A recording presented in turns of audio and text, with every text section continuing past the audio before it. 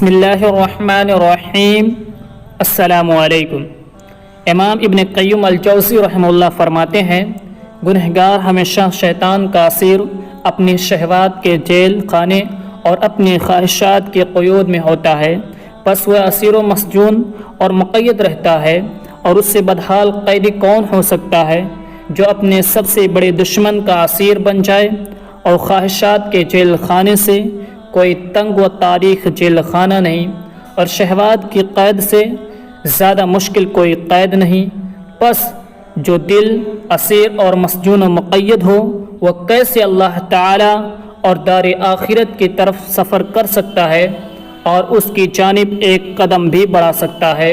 اور جب دل قیدی ہو تو اس کی قید کے مطابق ہر طرف سے اس پر آفتیں آتی ہیں، اور دل کی مثال ایک پرندے جیسی ہے، جتنا بلند ہوگا اتنا آفات سے دور رہے گا، اور جتنا نیچے اترے گا آفتیں اسے اتنا ہی وحشت زدہ کریں گی۔